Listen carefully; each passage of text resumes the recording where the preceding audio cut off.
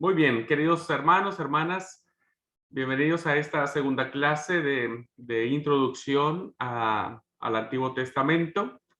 Damos gracias a Dios por permitirnos seguir disfrutando de su palabra y seguir aprendiendo de a poquito de ella y sobre todo haciendo que el Espíritu de Dios a través de las letras escritas nos impacten y nos bendigan. Vamos a iniciar orando. Quisiera pedir que alguien, algún voluntario o voluntaria, active su micrófono y vamos a orar a Dios. ¿Alguien quiere hacerlo, hermanos?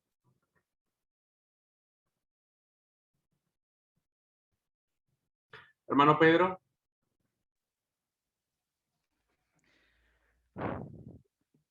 Señor, nuevamente damos gracias por tu amor, por tu misericordia, por este tiempo que nos has regalado, un día más que nos dio de vida, Señor, para disfrutarlo, Señor bendito, con todas y cada una de las bendiciones que tengas a bien, Señor, regalarnos, Señor. Hoy, Señor, damos gracias por este puñado de hermanos, Padre, por esta manada pequeña, Papito Dios, que tienes acá en este lugar, Padre, y gracias por la vida de nuestro hermano Abraham, que tiene en su corazón, Padre, y a bien, Señor, compartir, Señor, de lo que tú le has dado a este varón, Señor. Por eso te damos gracias para que estemos atentos, Padre, a las bendiciones que nos regalas a través de estos estudios, Padre bueno, Señor. Damos muchas gracias por tu amor, por tu fidelidad y por este cuerpo académico, Papito Dios, que cada vez más, Señor, se siguen preparando para bendecirnos en el nombre de tu Hijo Jesucristo, Señor. Amén y amén. Muchas gracias, hermano Pedro. Muchas gracias. Dios le bendiga. Bueno, quisiera, antes de arrancar la clase, hermanos, preguntarles si alguno de ustedes después de tomar la clase del día de ayer, eh, ¿tuvo algún pensamiento en relación a los libros del Antiguo Testamento, en relación a lo que planteamos en la clase? ¿Alguien después de que la cámara se apagó siguió pensando en esto, en alguna idea, en algún concepto? ¿Alguien quisiera compartir o se apagó la cámara y, y como la Biblia a veces los sábados la usamos para ir al culto y cuando regresamos a casa la guardamos en el librero? Este, ¿alguien siguió reflexionando sobre esto? Quisiera ver si alguna experiencia que hayan tenido.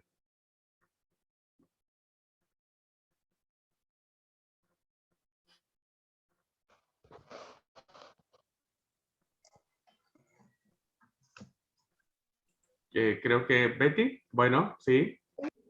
Sí, hermano, yo me quedé pensando y me gusta mucho el libro de Génesis, ¿sí? Ok, A dónde comienza la creación de Dios, ¿no? A separar lo que estaba en tinieblas y a formar todo bueno, ¿no? Porque él separaba y decía, esto es bueno. muy bien. Y me encanta como Dios tiene eso, ¿no? De nuestra vida pecaminosa, nuestra vida que a veces está totalmente lleno de oscuridad, de obstáculos. Él nos saca a la luz, ¿no? Como en el principio. Muy bien, Me gusta mucho la historia de la creación. muy bien. Gracias, gracias Betty. Es una historia maravillosa, y que tiene mucha luz, tiene mucho poder, tiene mucha autoridad. Bien, ¿alguien más? Ajá.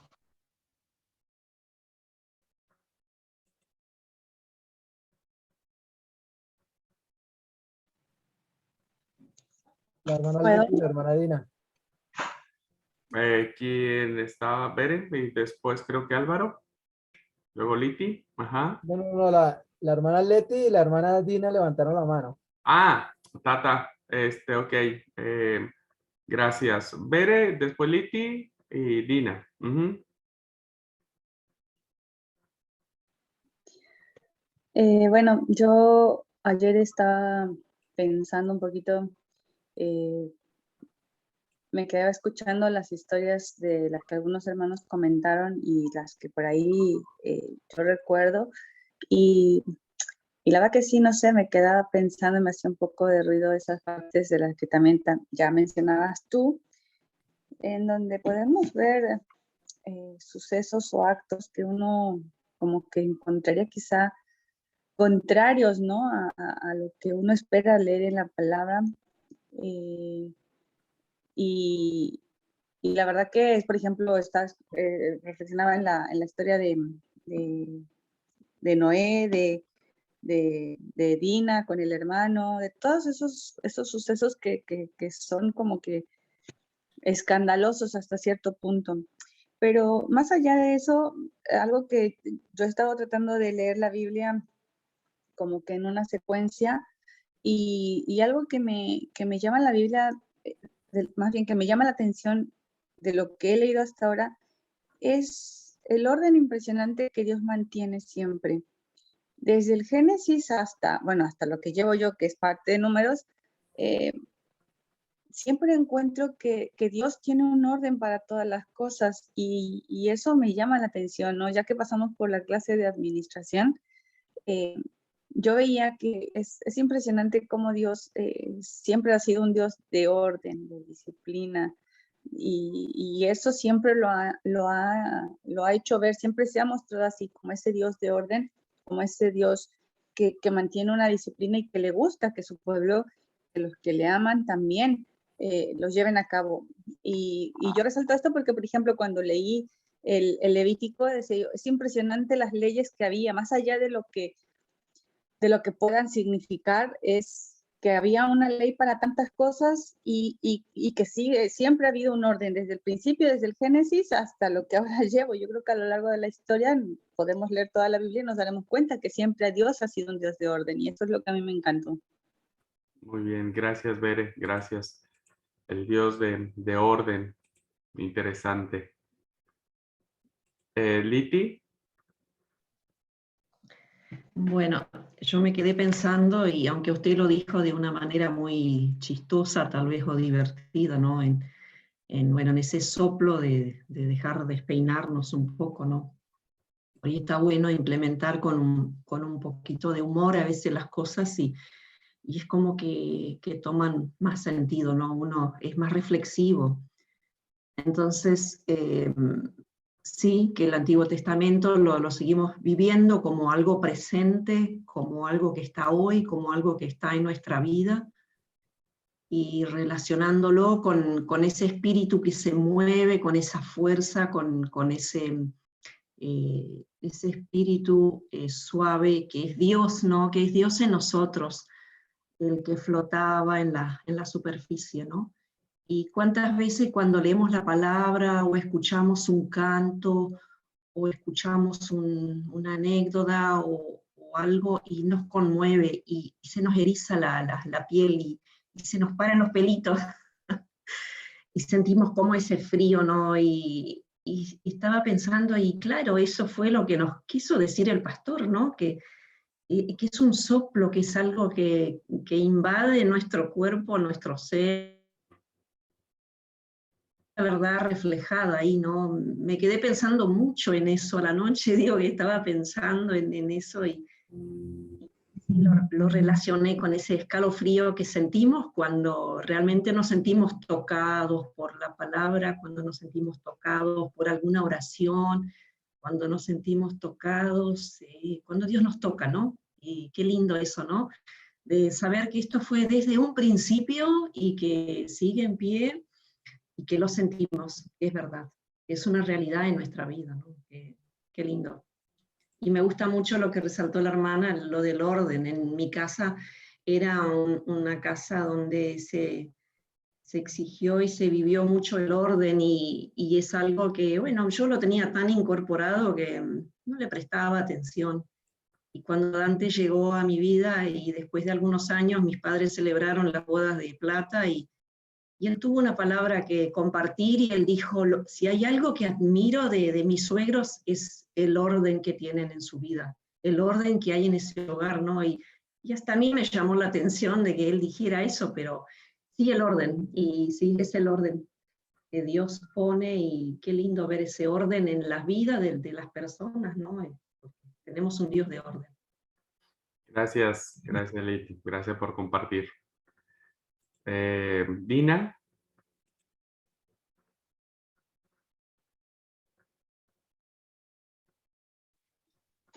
Bueno, sí, me quedé pensando lo que decía, que tiene tanto que ver con nuestro tiempo, ¿no? Y hay tantas historias que son chocantes, ¿no? En el Antiguo Testamento, que son muy fuertes, que parece cómo podía estar en la Biblia, ¿no? Pero también en el Antiguo Testamento lo que me llama la atención es la gracia de Dios, que estuvo siempre presente. Una vez se identifica el Antiguo Testamento por la ley, por esto, por sí. Era otro ritual, el ritual de culto, pero la gracia de Dios siempre estuvo presente, como lo está hoy. Y es esa gracia la que se manifiesta de una manera especial en nuestras vidas, ¿no? Amén. Gracias, Dina. Álvaro. Sí, hermano, me quedé pensando en dos cosas. La primera, recordé el libro de Esther, que es un libro muy hermoso, ¿no? Y la historia de Mardoqueo, sí, y nada más. Es bonita, ¿no? Es una historia bonita y se aprende mucho, ¿no? Esa en una. En otra me quedé pensando, no recuerdo si fue mi hermana Leti o mi hermana Dina, que hablaba que no lograba entender por qué pasaban cosas como lo que ha pasado con el pueblo de Egipto, cómo sufría todo un pueblo a raíz de un hombre, ¿no? O por qué se veían tantas cosas que no alcanzó a entender por qué Dios las permitía, ¿sí? Y porque Dios es amor. Porque si Dios es amor, decía la hermana.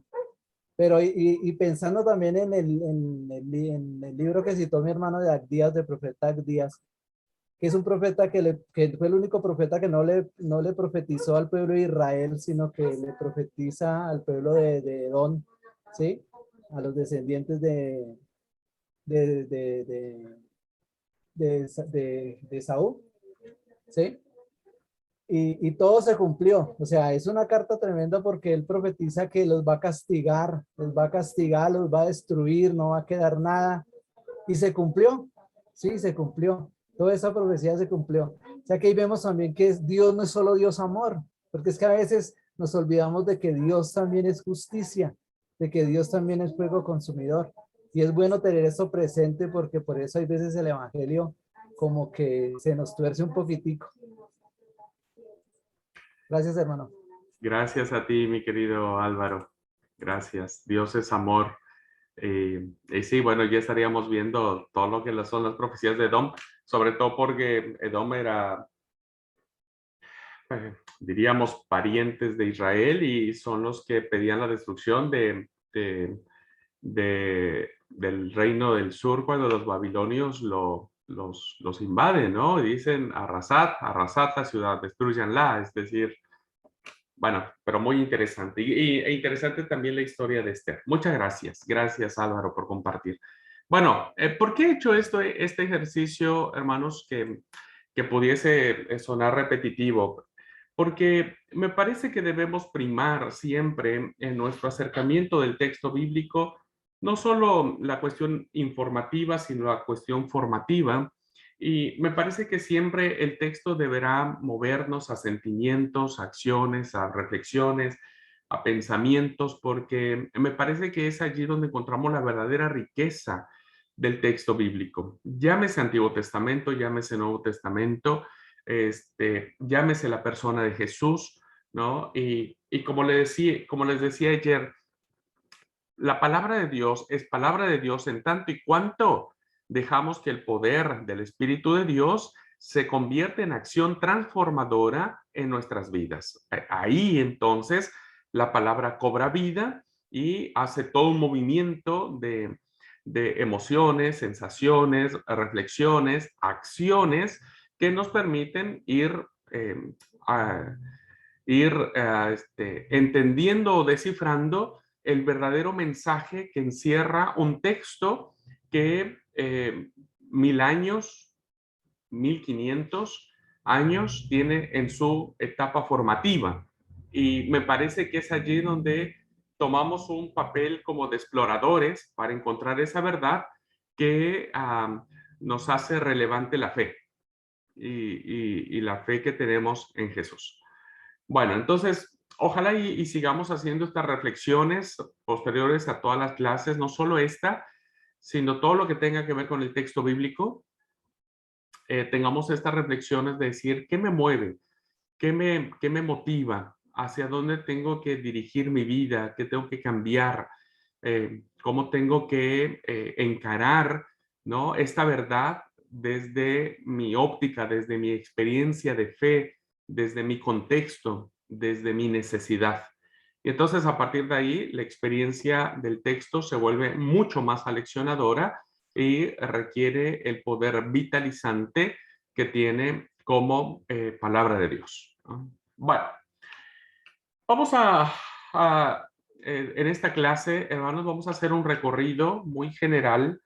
Me parece que va a ser muy importante poder ubicar los hechos y los acontecimientos que encierran los textos del Antiguo Testamento en la línea del tiempo.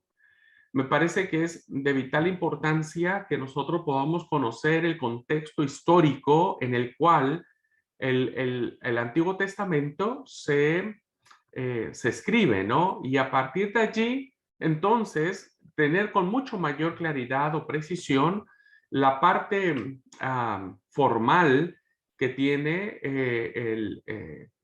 la elaboración o la redacción o la acumulación de tradiciones que conforman el Antiguo Testamento. Pero antes de eso, voy a compartir la pantalla. Quiero compartir algunas reflexiones previas y después entramos de lleno a hacer un recorrido dentro de todo el contexto histórico de los eventos más importantes. Y bueno, ya vamos a resaltar algunas cosas que me parece que debemos saber al momento de sumergirnos en el pensamiento bíblico. Muy bien, voy a compartir esta parte.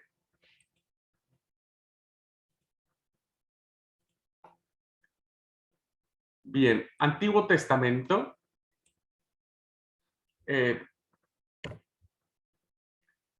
Antiguo Testamento es el nombre dado desde los primeros tiempos del cristianismo a las escrituras sagradas de un pueblo muy particular, de un pueblo muy singular, muy milenario, que se llamó Israel. Vamos a ver, hermanos, cómo este término de Israel tiene en el devenir del tiempo histórico, como lo vamos a ver hoy, esta denominación es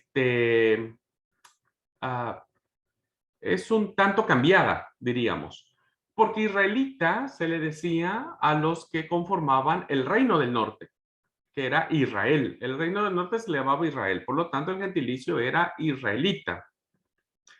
Y el reino del sur era porque conformaba Judá y Benjamín, se le llamaban judíos, ¿no? El reino de Judá, o judíos como gentilicio. Pero cuando son destruidos el pueblo, el reino del norte, son invadidos por los asirios, entonces el reino del sur toma esa denominación. Por eso es que de manera indistinta habremos de referirnos a este pueblo como Israel o como los judíos, como se expresa en muchas partes del Nuevo Testamento. Pero tenía que ver con esta denominación, ¿no? Tenía que ver más con que el reino del sur se apropia ese nombre, ¿no? Al ver que sus hermanos habían sido ya desaparecidos, y a partir de allí, del segundo templo, también se le conoce a esta nueva forma de pueblo como Israel. Entonces, el Antiguo Testamento es el nombre que se dio desde los tiempos cristianos a las escrituras de Israel, formadas por un conjunto de libros muy diferentes, unos de otros en carácter, género literario y pertenecientes a muy diversas épocas y autores. Lo miraremos hoy en esta clase. Los textos bíblicos han ido evolucionando en relación a su contexto cultural, a su época. Por lo tanto, debemos siempre acercarnos al texto bíblico con base a la época en que fue escrita. El Antiguo Testamento ocupa sin lugar a dudas un lugar preeminente en el cuadro general de la importante literatura surgida en el Antiguo Medio Oriente. Muy interesante, hermanos, cómo Israel, de manera, déjeme plantearlo en este término, sobrenatural, ha pervivido durante el tiempo, a diferencia de grandes civilizaciones, de grandes pueblos, de culturas muy avanzadas en su tiempo, que también florecían muchos textos sagrados, religiosos, poéticos y demás, como en las culturas egipcias, en las comunidades sumerias, las naciones asirias, los babilonios, los fenicios, los hititas, los persas y otros pueblos milenarios, ¿no?, que produjeron un importante tesoro de obras literarias, pero de manera sorprendente, solo estos textos sagrados que conforman el Antiguo Testamento han pervivido en el tiempo. E incluso, no solo el texto en sí mismo, sino el pueblo en sí mismo, ¿no? Aun cuando hoy Israel, lejos está de parecerse al Israel de la época monárquica o de los que se asentaron al otro lado del Jordán, sigue presente este pueblo con todo lo que esto implica. No solo el pueblo en sí mismo ha pervivido,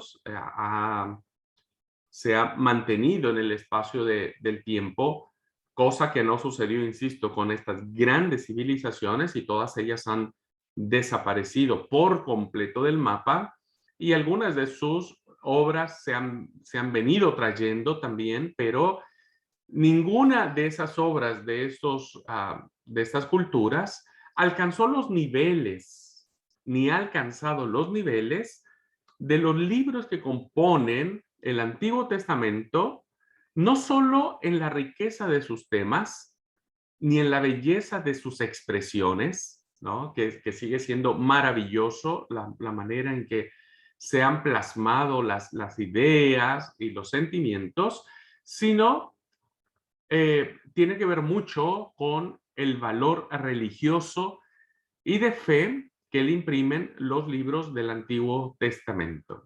Entonces, equiparándolo, los libros que hoy nosotros tenemos y que consideramos sagrados, más allá de que los 7 apócrifos no los consideremos sagrados, pero también es interesante cómo han pervivido en el tiempo y cómo se han mantenido y se han sostenido en el canon griego.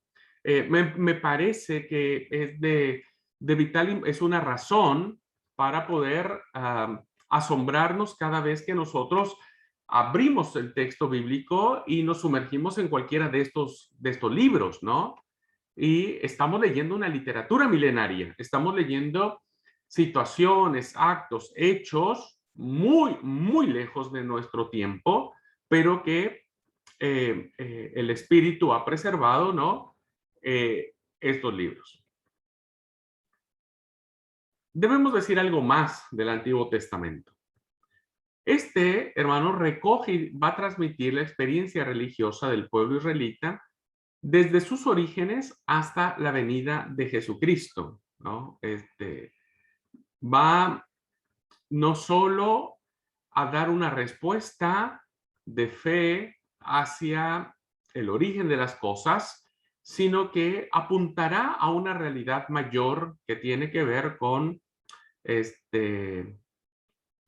Jesús, ¿no? Con Jesús, que se identifica como el Mesías, se identifica como el Cristo, como el ungido, etcétera, y que aunque hay muchos autores bíblicos, José Luis Sigre es uno de ellos que hace una interesante crítica respecto de que son muy pocas las alusiones en medio de una vasta producción literaria que tiene el Antiguo Testamento. Son muy pocas las alusiones que tienen que ver con el Mesías o con la figura del ungido de Dios, del Cristo, etc. Y él hace una interesante señalización. El Antiguo Testamento habla más sobre Edom, sobre Asiria, sobre Babilonia, sobre todos estos pueblos, ¿no?, que finalmente ya no existen más. Sin embargo, el Antiguo Testamento apuntará, sin duda, a la revelación total y plena de la venida, la primera venida de Jesús llamado el Cristo. Los libros entonces del Antiguo Testamento que lo componen son el testimonio permanente de la fe de Israel en el único Dios verdadero, creador del universo. Eso será una de las características muy importantes que recogerá la tradición israelita o la tradición hebrea o judía, como quiera llamarse, en relación a creer en un solo Dios versus o en contraposición a la multitud de dioses que aparecen en las culturas que rodean a Israel, y sobre todo lo conocerá, o más bien lo reconocerá como el creador de todo cuanto existe, ¿no? Entonces, por eso el Génesis iniciará con esta alusión: en el principio creó Dios los cielos y la tierra. El Dios creador se manifestará en muchas de las alusiones que tienen que ver con el carácter de Jehová. Además, es el Dios que quiso revelarse de manera especial en la historia de su pueblo, guiándolo con su ley. Veremos que para Israel, después de la destrucción del segundo templo en el año 70, cuando el templo es destruido, cuando ya no hay más importancia de Levítico que regulaba las funciones cultuales de las situaciones que se vivían en el templo en relación a los sacrificios, cuando el templo es destruido, el segundo templo es destruido en el año 70, el sistema de sacrificios termina. No hay más templo, por lo tanto, no hay más sacrificios. Entonces Israel tuvo que agruparse, ya no en función del templo, sino en función de la ley. Ya no será en función de los sacrificios, sino será en función de la enseñanza. Y a partir de ahí nacerán grandes escuelas rabínicas que hasta nuestros días estarán más enfocados en el análisis, en la reflexión de la Torá, de los profetas, de la Tanaj en su conjunto, principalmente de la Torá, en donde ahora los rabinos, ¿no? El sacerdocio termina también, porque bueno, termina el templo, termina el sacerdocio, y entonces van a retomar la importancia de cómo la ley de Dios guía al pueblo en su peregrinaje, ¿no? En todo, hasta que se asienta la tierra prometida, y a partir de allí sus actividades son reguladas a través de las leyes que Jehová da. Bueno, los beneficia con el pacto de su gracia. Yo soy su Dios, yo estaré con ustedes, ustedes son mi especial tesoro. Daré naciones por su vida, hombres a cambio de ustedes, ¿no? Y lo hará objeto de sus promesas, ¿no? Todas las promesas que tienen que ver con una tierra que fluye leche y miel, con una promesa de darles la victoria ante las guerras que puedan emprenderse los distintos pueblos que los rodean. Israel se convierte en el objeto de convertirse en el especial tesoro de Dios, ¿no? Lo que se le conoce como el pueblo escogido. Y como veremos en su momento, ¿no? Principalmente cuando lleguemos a los profetas, nos daremos cuenta que Israel llegó a un pecado de exclusivismo que dejó de lado que el pacto de su gracia y de su promesa también alcanzaba a otras naciones. Y bueno, eso lo veremos con mayor detenimiento cuando lleguemos a los profetas. Paso a paso, hermanos, paso a paso, momento a momento, ahora en en un cuadro lo vamos a ver con mayor claridad. Dios convierte a Israel en una nación unida por la fe, la sostiene y le muestra constantemente, de manera permanente y sistemática, la senda de la justicia, de la santidad que debía seguir para no perder su seña de identidad como pueblo elegido. Dios siempre, siempre habla con su pueblo para eso. Así entonces, veremos en el Antiguo Testamento un documental muy fuerte respecto de la historia de Israel en cuanto a la perspectiva de su sentimiento religioso, ¿no? De su fe, donde mantiene viva esa expresión cúltica, principalmente los salmos. Los salmos serán maravillosos para expresar la fe en el culto, y recoge las instrucciones de sus profetas, no de los falsos profetas, sino de los que reconoce como profetas enviados de Dios, porque a los profetas que nosotros conocemos como tradicionalmente como Jeremías, Isaías, Ezequiel y los profetas menores no fueron los únicos profetas que existieron en la historia del pueblo. Hubo muchos más profetas. Algunos se les llaman profetas anónimos, no tenemos su nombre, pero tuvieron una labor profética, una función profética, una experiencia extática incluso, ¿no? Y habrá muchos falsos profetas que acompañarán al pueblo. Muchos falsos profetas. Jeremías dirá que incluso los que están en el exilio en Babilonia también serán falsos profetas, porque esos dirían: no vamos a salir de esto, no vamos a volver, Dios no nos dejó. Y Jeremías dice: bueno, no hagan caso a esos falsos profetas, porque Dios los hará volver del exilio. Y también el Antiguo Testamento va a documentar las inspiradoras reflexiones de sus sabios y de sus poetas, ¿no? Como lo vimos en la clase de ayer, habrá mucho de sabiduría, muchísimo, y también habrá mucha poesía, mucho canto, mucha experiencia maravillosa.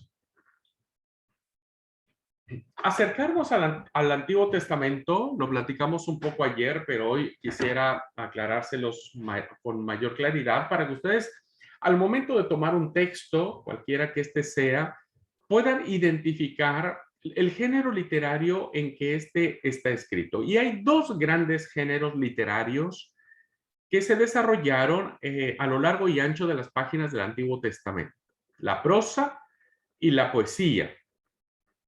Y en cuanto a la prosa, ¿no?, están desarrollados los escritos que tienen que ver con la narrativa o con los relatos, ¿no? La narrativa, los relatos históricos, ¿no?, que parten de la tradición que comienza con Abraham. Entonces, a partir de las historias que se van a tejer alrededor de los patriarcas, es como se va a desarrollar un género literario narrativo. Parte de Abraham, que se refiere al pueblo de Israel, a sus personajes más significativos, ¿no? Isaac, Jacob, José, etcétera. A su gente, sus naciones, cuya historia está relacionada muy cerca con Israel. Estos relatos históricos, que tienen un carácter narrativo, hablarán mucho acerca de los textos legales. Habrá muchas leyes, principalmente en el Deuteronomio, y normas de conducta y regulación de la práctica religiosa colectiva y personal, que tiene que ver no solo con el Levítico, sino que tiene que ver con muchas acciones que se irán desarrollando en la medida en que se fortalece la institución, tanto de la monarquía como del sacerdocio. ¿Qué libros están en gran parte escritos en prosa con un carácter narrativo? Bueno, ahí tenemos a Génesis, a Éxodo, Levítico, Números y Deuteronomio, es decir, la Torá, o los primeros 5 libros de la Biblia, el Pentateuco, En su gran mayoría, ¿no? Génesis entendiendo a partir de las tradiciones o de los relatos que tenemos de este nómada llamado Abraham, y serán entonces en su gran mayoría redactados en este carácter narrativo. Tenemos también incluidos dentro de la prosa los libros de Jueces, de Josué, Jueces, Ruth, los 2 libros de Samuel, los 2 libros de Reyes y los 2 libros de Crónicas, aunado o sumado también a los libros de Esdras, Nehemías y Esther, que tienen que ver con, insisto, las historias de los personajes más importantes, más significativos, que la mayoría de estos libros están plasmados en ¿cómo es? Esta narrativa, contar historia. Algunos tendrán mucho de historia, mucho de histórico, otros estarán pintando, si me permiten la palabra, pintando muchas de las vivencias que tienen estos personajes, ¿no? Y evidentemente, hermano, debemos saberlos que una clave para interpretar el Antiguo Testamento es que las historias que aparecen de estos personajes narrados en forma de prosa o en términos narrativos fueron escritos con un propósito teológico, ¿no? Porque evidentemente el texto bíblico no es en sí mismo un texto biográfico, ¿no? Sino más bien es un texto que trata de explicar a la luz de eventos muy puntuales o de circunstancias muy puntuales una verdad. Una verdad. Que, insisto, todo va a girar en torno a la fe de Israel. Todo va a girar en torno a la fe de Israel. En cuanto a la poesía, el Antiguo Testamento ofrece diversos modelos literarios que pueden resumirse de la siguiente manera. Esto es una pregunta de examen porque es muy importante poder diferenciar los géneros literarios que existen en el Antiguo Testamento, porque si no, entonces caeremos en el error de interpretar todo de manera literalista y estaríamos, en mi entendimiento, faltando a la fidelidad e incluso a la intención que tuvo el redactor, el escritor o el redactor sagrado del texto.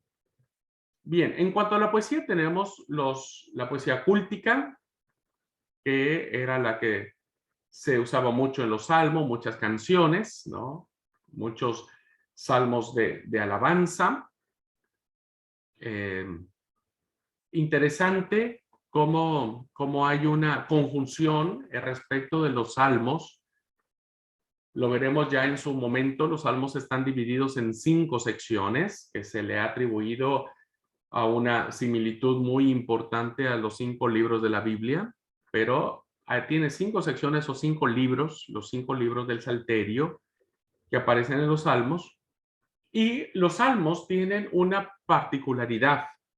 Los salmos tienen un porcentaje de alabanza, de gozo, de celebración, y un porcentaje de lamento, de tristeza, de dolor.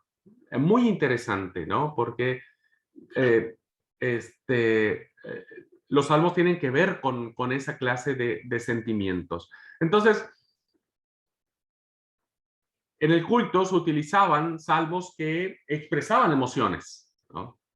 Cosa que tal vez hoy nosotros en nuestros cultos no lo expresamos, no hemos entendido que los salmos que a veces cantamos nos deben llevar a expresiones no solo de celebración, de gozo, sino también de dolor, de quebranto, de tristeza, ¿no?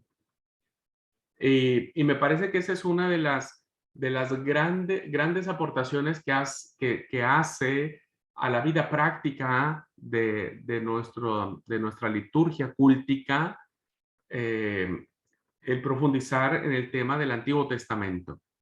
Yo recuerdo mucho, ¿no? Que muchos directores, incluso yo mismo, en mis épocas donde yo era director de culto, aprendimos mucho esa frase, ¿no? De decirle a la gente, hermanos, usted cuando venga al culto, usted no tiene que venir triste, no tiene que venir con aflicción. Usted deje todos sus problemas allá afuera, ¿no? Deje todos sus problemas allá afuera. Olvídese de sus problemas un momento y venga al culto y cante al Señor con alegría, con gozo, con celebración, ¿no? Y entonces era así como decir, bueno, el culto es una experiencia solo de celebración y cuando terminaba el culto, todos salíamos y buscábamos nuestra tristeza que habíamos dejado afuera del templo, ¿no? Y una vez que la encontrábamos, nos la volvíamos a llevar.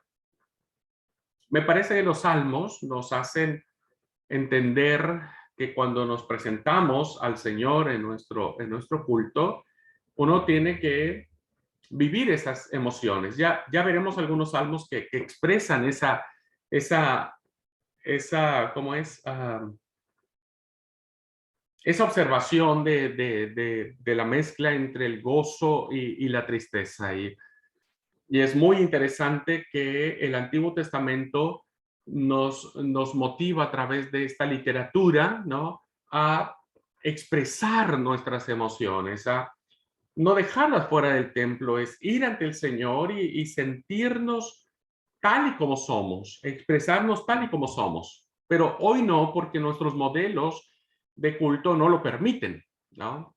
Hoy nuestros modelos de culto tienen que ser muy correctos, muy, y perdón la metáfora que comenté, pero muy bien peinados, ¿no? Muy bien, muy prolijos, diríamos, ¿no? Y no se nos permite salir de esos modelos, ¿no? Quien lo haga es muy probable que el pastor lo llame a su oficina y le diga qué le pasa, hermano, porque hace ese tipo de cosas, o haya personas que en una actitud puedan juzgar ese tipo de expresiones de emociones, ¿no? Pero qué interesante, o sea, que estoy tomando una referencia que vamos a ahondar mucho más cuando lleguemos a los textos poéticos, pero que nos permite recuperar y decir, ok, si yo miro los salmos y veo cómo en la experiencia de un pueblo que vivía la fe, ¿no? Dentro de su culto hay tanta manifestación de dolor, de tristeza, de quebranto, incluso de enojo, de imprecación. Ya expliqué algunos salmos imprecatorios, ¿no? Pero a la vez también hay gozo, hay celebración, hay confianza. Me parece que hoy necesitamos recuperar ese sentido, ¿no? Emotivo, sensitivo, que nos hace presentarnos al Señor como estamos, como somos. Yo a veces he ido al culto con unas ganas de llorar porque me siento quebrantado en mi fe, me siento perdido delante de Dios. A veces por muchas cosas que pasan, ¿no? Por algunos problemas, por algunas necesidades, uno llega tan quebrantado al templo, ¿viste? Que uno tiene que hacer un esfuerzo sobrehumano para no quebrarse ahí, porque vos no sabés qué van a pensar de ti, vos no sabés si está bien o no, tal vez está mal, porque imagínense ver al pastor llorando. ¿Qué pensaría una iglesia que llegue su pastor y le diga, hermanos, hoy no voy a predicar, hoy me siento sumamente triste, mi fe está quebrantada, mi fe está puesta a prueba, estoy teniendo fuertes dudas en mi fe y siento que me estoy destrozando?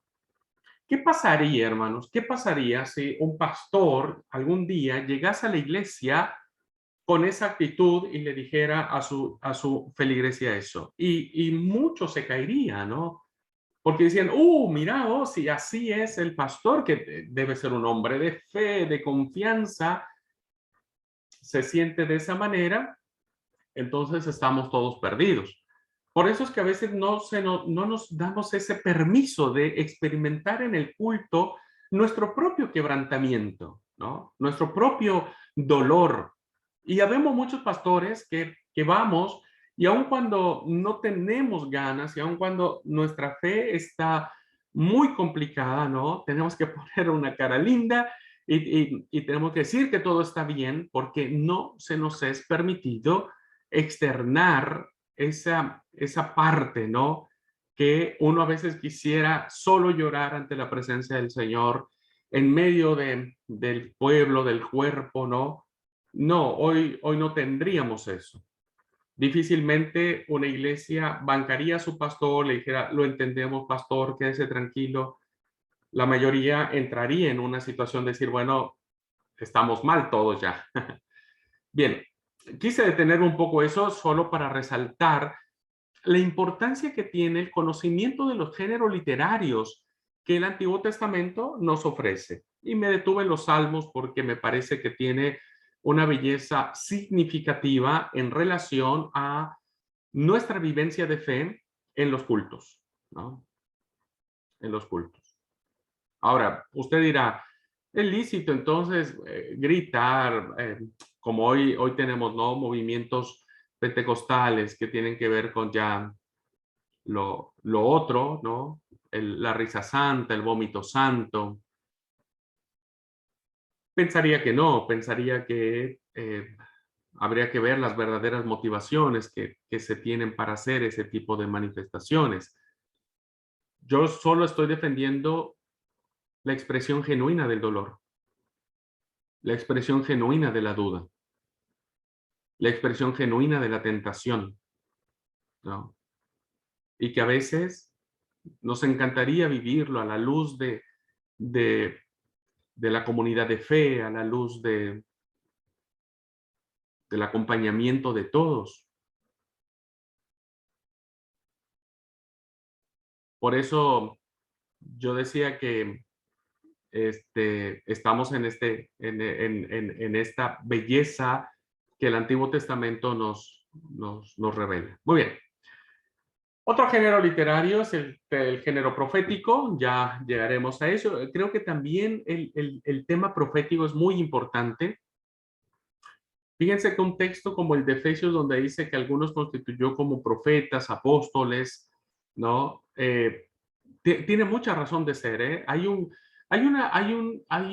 pensamiento que decía, bueno, profetas ya no hay más, la profecía cerró en el año 100 con el último libro de la Biblia, Juan el teólogo fue el último profeta y por lo tanto ya no hay más profetas. Pero, a ver, es re interesante tocar el tema de los profetas, tanto en el Antiguo Testamento como en el Nuevo. Pero, bueno, parte muy importante, hermanos, de todos los libros del Antiguo Testamento estará dentro de este cuerpo profético.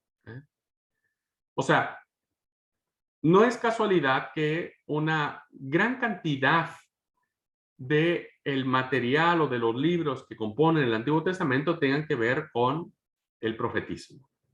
Bien, después tenemos el género literario sapiencial, que va desde las reflexiones de la vida y la enseñanza del diario vivir, de la práctica, ¿no? De lo que un cristiano vive tranquilamente. Ya puse algunos ejemplos ayer que tienen que ver con Proverbios, con Eclesiastés, ¿no? Platicaba un poco en la clase de Historia de la Biblia que Eclesiastés le costó trabajo entrar por su visión tan pesimista de la vida que tiene el texto, ¿viste? Quien hemos tenido la oportunidad de leer Eclesiastés, la verdad es que te asombra ante el pesimismo, ¿no? Tan real y tan brutal que el redactor lo expresa en el libro del Eclesiastés, pero que no es nada alejado a nuestra realidad y a nuestros contextos. Y bueno, algunos otros tienen que ver en la sabiduría teológica de la vivencia de Job, ¿no? Que ya incluso les daré una lectura muy, muy interesante de cómo abordar desde otra perspectiva el libro de Job. Les va a fascinar. Viene en un formato de entrevista. Es una entrevista que le hacen a Job, pero es fascinante y llegaremos en su momento para charlarla. Muy bien. Ahora, Bueno, esto ya lo vimos, que es el tema de la Septuaginta. Eso no lo voy a tocar. Y eso es lo que quiero tener que tengamos en mente para que después del receso vengamos a plantear estos libros que aparecen aquí, hermanos, que no están en el orden que nosotros lo tenemos, porque ya todos sabemos, y quien no lo sepa va a reprobar mi materia, pero todos sabemos, hermanos, que el acomodo que tienen los libros del canon hebreo, ¿no?, es muy distinto al acomodo que tiene los libros del canon griego. Salvo los 7 libros apócrifos, tenemos los mismos libros, ¿no? Tenemos los mismos libros. Salvo que en el canon griego se dice paralipómenos, para nosotros es crónicas. Bueno, salvo eso, estamos en los mismos libros, ¿ok? Solo quería comentarles que en el canon no sé si tengo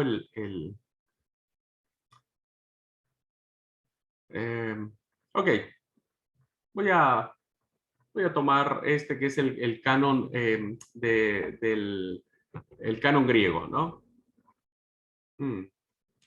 No los voy a confundir. Volvamos a que son nuestros libros. Todo lo que en distinto orden. Bien, tenemos, a ver, los libros: Génesis, Éxodo, Levítico, Número, Deuteronomio. Profetas. Lo dicen ellos como profetas anteriores, Josué, Jueces, y los 2 libros de Samuel, los 2 libros de Reyes. Profetas posteriores tenemos Isaías, Jeremías, Ezequiel, Oseas, Joel, Amós, Abdías, Jonás, Miqueas, Nahum, Abacú, Sofonías, Ageo, Zacarías, Malaquías. Y tenemos en la sección de los escritos a Salmos, Job, Proverbios, Ruth, Cantares, Eclesiastés o Coelet, que es lo mismo, Lamentaciones, Esther, Daniel, Esdras, Nehemías y los 2 libros de Crónicas.